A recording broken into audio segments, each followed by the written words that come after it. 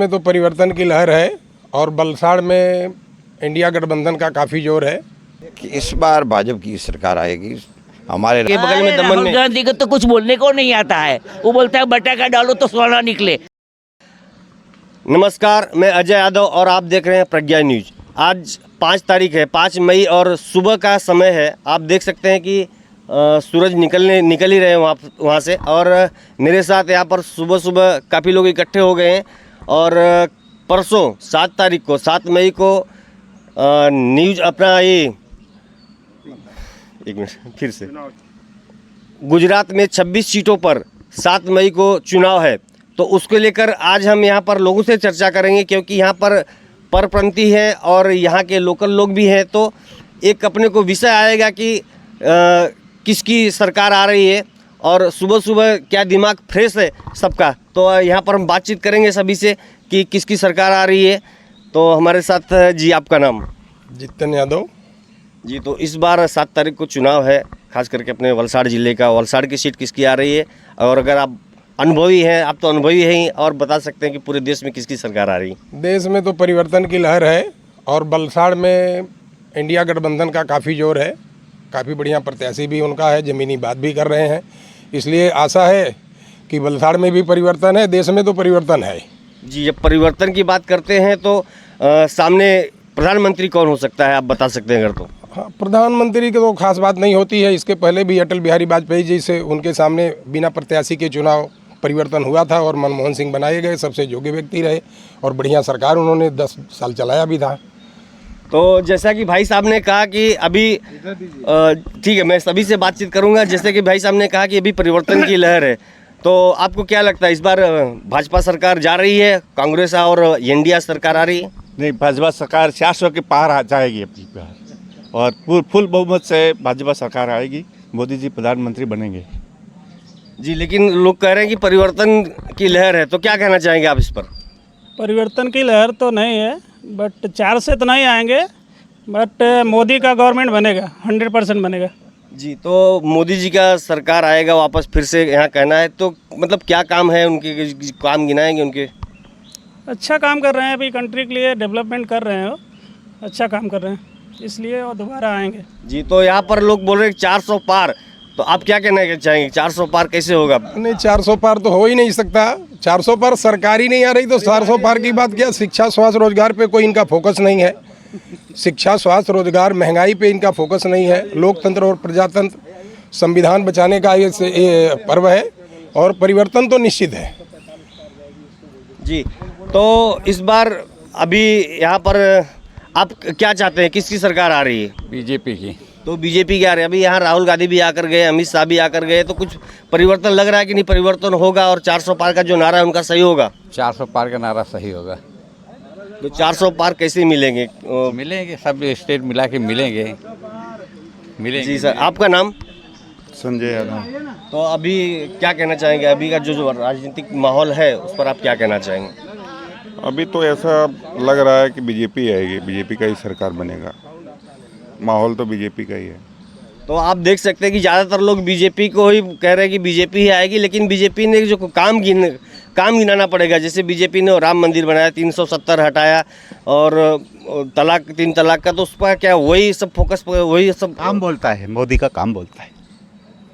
लेकिन यहाँ पर गठबंधन बहुत बड़ा बना है, इंडिया गठबंधन, जो कि बहुत सारी पार्टियाँ मिलकर बनी है और मजबूती से लड़ रही हैं। हवा हवाई, उसमें कुछ नहीं है। उसमें कुछ गठबंधन में से अगर लगता है ये लोग, मेरे को लगता है 150 भी पार नहीं कर पाएंगे। कांग्रेस जो भी गठबंधन की बात करेगा, और ये अपना भाजपा कम से कम 370 से ऊपर आएगा, और भाजपा अकेला ही 315 सीट लेके आएगा। 4000 पार ही होएगा, उसमें कोई दाग नहीं है जी। 4000 सीट तो है नहीं जी। आप आइए, जरा बात करेंगे आपसे।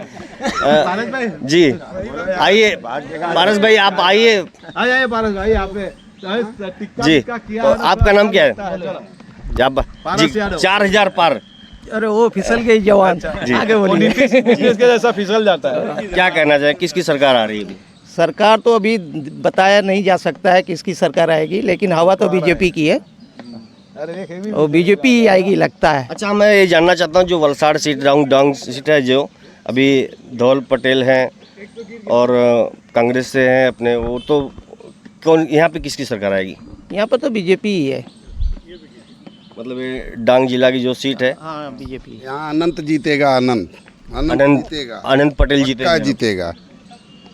अगर ये नहीं किए तो पक्का है जीतेगा। और आप लोग बोलते हैं काम बोलता है, इनका काम तो बराबर बोल रहा है। लेकिन ठीक है, आपने कहा कि भाई पेट्रोल और हवाई जहाज में लोगों को बिठा दिया तो महंगाई अपनी जगह पर, अगर महंगाई है तो आप उसका विरोध कर सकते हैं। जी आपका नाम? मेरा नाम मोहन भाई माली। जी, तो क्या कहेंगे इस बार किसकी सरकार आ रही है? इस बार भाजपा की सरकार आएगी। हमारे राजस्थान के अंदर पहले यहाँ से जाने में 24 घंटे लगते थे, अभी 8-9 घंटे में चले जाते हैं। कोई ट्रेन नहीं थी पहले, आज 10-10 ट्रेनें आ रही है। 376 हटा दिया है, राम मंदिर बन गया है। हमारे राजस्थान में तो 25 से 25 सीट आएगी, इसके अंदर 100% मैं गारंटी लेता हूँ। और वलसाड़ जिला की सीट बोलते हैं कि तो वलसाड़ जिले के अंदर भाजपा ही आएगी, क्योंकि ये आदमी खड़ा हुआ वो इतना अच्छा है, इतना वैज्ञानिक है, इसके बारे में कहना बहुत मुश्किल है। बहुत इसने डिग्री किया हुआ है, विदेशों में घुमा हुआ है, उसको बहुत अच्छा आइडिया भी है।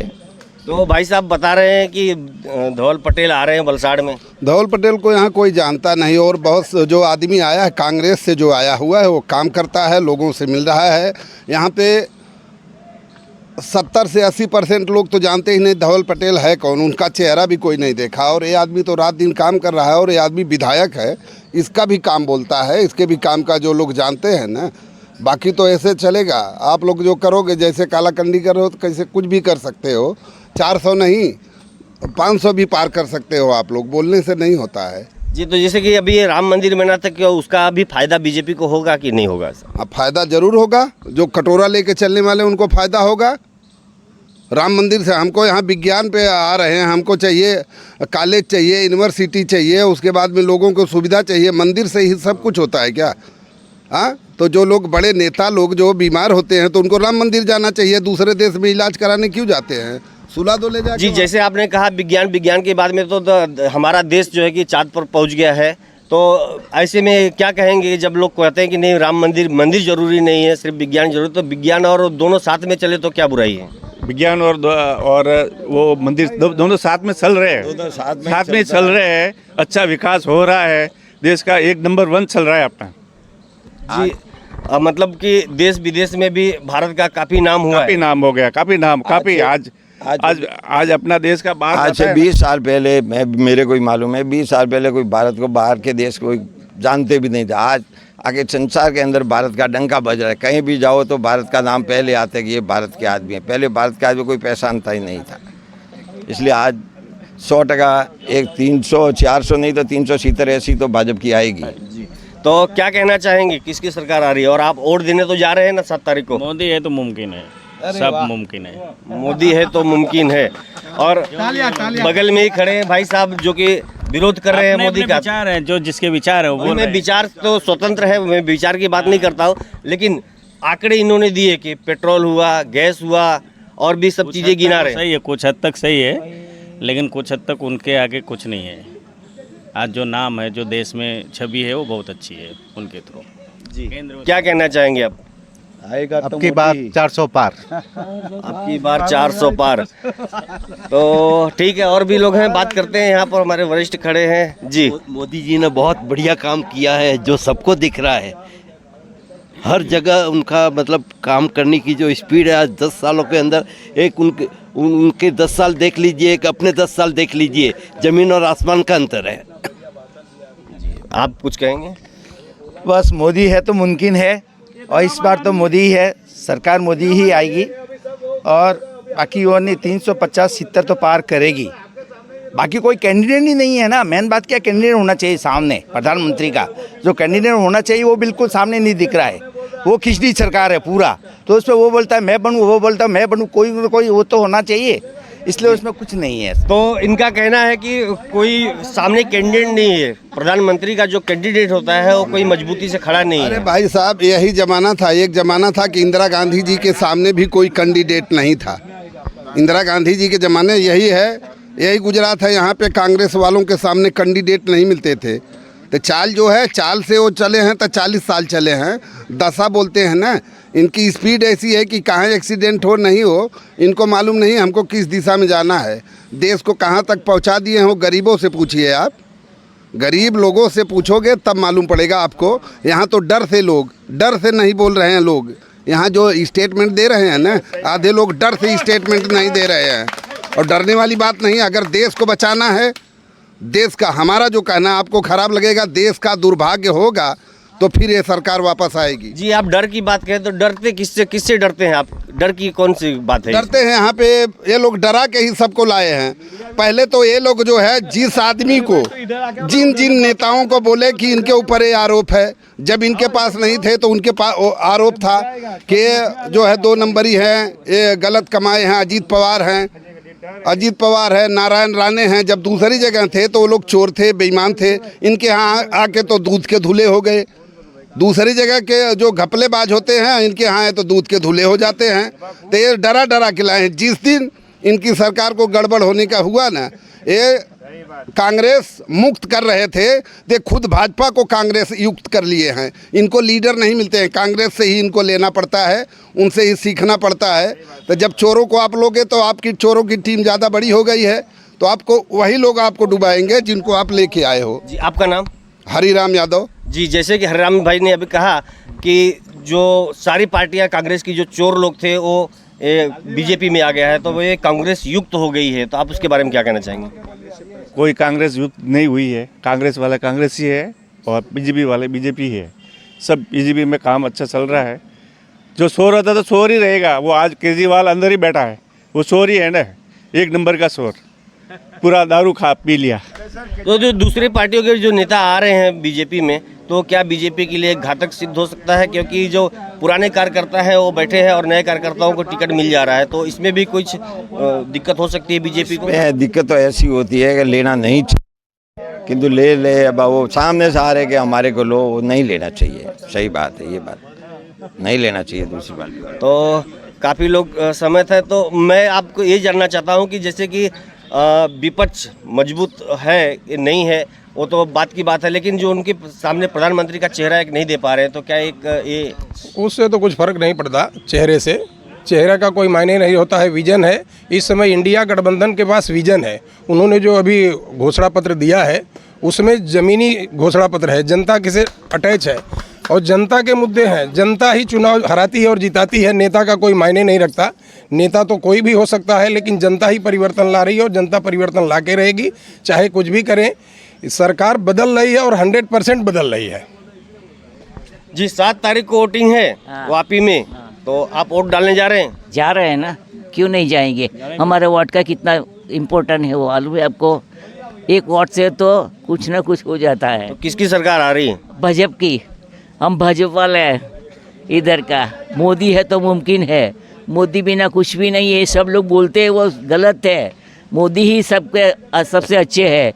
देखो ना आपने कितना प्रगति किया, क्या नहीं किया। सबके लिए सब कुछ किया, लेकिन सब लोग झूठ बोलते हैं। अभी एक भाई साहब यहाँ थे, बता रहे थे कि मालूम, मैंने सुना है उसको, मैंने सुना है उनको। गैस महंगा हो गया है, ट्रेन के भाड़े महंगे हो गए। ये सब चीज़ महंगी है, बात बराबर है, लेकिन इसके सामने दूसरा कुछ हुआ है वो क्यों नहीं बताते हैं? वो बताओ कितना किया। सबको मुफ्त में अनाज दिया, किसने दिया? आज तक किसने दिया क्या? अभी 2 दिन पहले राहुल गांधी आकर गए आपके बगल में, दमन में। राहुल गांधी को तो कुछ बोलने को नहीं आता है। वो बोलता है बटाका डालो तो सोना निकले। वो क्या बोलने की चीज़ है क्या? कोई ऐसा देखा है आपने कभी कि बटाका डालो तो सोना निकले? तो कितनी सीट आ सुनता है? कितनी सीट आ रही बीजेपी की इस बार? हाँ, बहुत, 400 से ऊपर। जी, आपका नाम? दीपिका देसाई। तो किसकी सरकार आ रही है इस बार? आएगी तो भाजपा की ही, क्योंकि मोदी ने अच्छा सा काम किया है। लेकिन मेरी एक शिकायत है, उन्होंने गरीबों के लिए किया है, उद्योगी के लिए भी किया है, उद्योग वाले के लिए भी, लेकिन मिडिल क्लास है वो अभी भी वहाँ का वहाँ है। उसको तो नहीं वो रेशन मुफ्त में लेने जा सकता है, और नहीं उसके पास इतना पैसा है कि वो ऐसा कर सके उद्योगपतियों जैसा। तो मेरे ख्याल से मिडिल क्लास के लिए अब कुछ करना चाहिए, क्योंकि वो तो कहीं नहीं जा सकता है। तो मिडिल क्लास के लिए उन्हें ज़रा सोचना चाहिए और उनके ऊपर काम करना चाहिए। तो जो मोदी सरकार अभी 10 साल रही है, इनके बड़े फैसले अगर आप बता सकें तो उसका फ़ायदा होगा। जैसे अभी हाल में ही राम मंदिर हुआ, तो क्या राम मंदिर का फ़ायदा बीजेपी को होने वाला है? हाँ, ज़रूर होने वाला है राम मंदिर का फ़ायदा, क्योंकि ये जो राम मंदिर है वो हिंदुओं का ही जगह थी, वहाँ मुसलमानों ने ये अपना मस्जिद बना दिया। तो वैसा नहीं होना चाहिए था। जो है धार्मिक जो है उसमें और किसी की दखल नहीं होनी चाहिए। जी, तो मेरे यहाँ पर जो अभी यहाँ पर उत्तर प्रदेश से भी काफ़ी लोग हैं, तो मैं वापी गुजरात के साथ साथ में देश की भी बात हुई, अब थोड़ा उत्तर प्रदेश की बात कर लेंगे कि उत्तर प्रदेश में क्या माहौल चल रहा है बीजेपी का, और वहाँ समाजवादी पार्टी भी एक स्थानीय पार्टी है और बड़ी मजबूती से लड़ रही है। तो आइए यहाँ पूछते हैं जी। तो अभी उत्तर प्रदेश की अगर 80 सीटें हैं तो वहाँ बीजेपी की, या तो फिर वहाँ कौन आने वाला है? वहाँ पे बीजेपी प्लस है, लेकिन तो वहाँ जितना पहले था उतना नहीं है। अभी वहाँ 45 और 35 है। 80 में से 35 तो आना ही आना है इंडिया गठबंधन को, इनका 45 आएगा। हम इसमें नहीं आगे पीछे कर सकते हैं, 35 पक्का है जी। इंडिया गठबंधन। आप भी उत्तर प्रदेश से आते हैं, तो आप क्या कहना चाहेंगे? काफ़ी अनुभवी है। तो बिल्कुल सही, एकदम 50-50 की लड़ाई है। बहुत बढ़िया चल रहा है वहाँ पे चुनाव, और समाजवादियों का भी एजेंडा बहुत बढ़िया है। उनका ज़मीनी मुद्दा भी है, ज़मीनी उनका घोषणा पत्र है और सभी लोगों को काफ़ी अटैच कर रहा है। इसलिए वहाँ पे समाजवादी पार्टी हो सकता है तो प्लस भी कर जाए, नहीं तो 50-50 का चांस है जी। तो राजस्थान से भी हमारे पास है लोग, तो राजस्थान में क्या माहौल चल रहा है, वहाँ किसकी सरकार आ रही है? राजस्थान के अंदर तो भाजपा की सरकार ही आएगा। 25 में जब 25 आएगी, नहीं तो 24 को 100% आएगी भी, उससे कम नहीं आएगी। तो कहते हैं राजस्थान बार बार पलटी होता है, तो विधानसभा चुनाव में अभी पिछली बार कांग्रेस सरकार थी, अभी बीजेपी आई है, तो कहीं फिर तो ऐसा नहीं कि गड़बड़ होगा? और ऐसा नहीं, गड़बड़ नहीं होगा। एक आध सीट जाएगी, किंतु 24 सीट तो 100% पक्की आएगी। एक राजस्थान में अपने रविंद्र सिंह भाटी जी का बहुत अभी नाम चल रहा है, उनका बहुत भीड़ उनके साथ देखी जा रही है, तो उनका क्या, उनकी सीट बीजेपी हार रही है? वो वाली सीट वो पूरी हार रही है। वो बीजेपी सीट नहीं, बीजेपी सीट नहीं आ रही। वो भाटी हार रहा है, भाटी हार है। वो तस्कर है, एकदम तस्कर के साथ मिला हुआ है। उनके साथ जन सैलाब देखा गया, बहुत सैलाब। तो वो पैसा दे के आया हुआ है, पैसा दे के अभी भी जन सैलाब मैं भी ले सकता हूँ। जन सैलाब पैसा दे के लाया हुआ वो दूसरे जगह से, वो बाकी हार जाएगा। हाँ, मेरे को मालूम, हमारे गांव से 50 वोट नहीं होंगे, 5,000 वोट है, उसमें से 4,000 से ऊपर भाजपा को ही गए हुए हैं, ऐसा हमारे को अनुभव है। मोदी जी का काम है, काम बोल रहा है, काम के साथ में वोट मिलेगा ही उनको, पूरी बहुमत के साथ में आएंगे मोदी जी। तो आप देख रहे थे प्रज्ञा न्यूज। आज सुबह सुबह वापी की जनसेवा में हम लोग खड़े थे, जहाँ पर लोग कसरत और व्यायाम और अपने दिमाग को फ्रेश करने के लिए आते हैं, और ऐसे में हमने आज बातचीत किया और लोगों से, और जानना चाहा कि वापी में कौन किसकी सरकार आ रही है और पूरे देश में किसकी सरकार आ रही है, क्योंकि यहाँ पे परप्रांतीय लोग ज़्यादा रहते हैं, तो उस हिसाब से हमने जानना चाहा कि पूरे देश में किसकी सरकार आ रही है। ऐसी खबरों के लिए बने रहे प्रज्ञा न्यूज के साथ।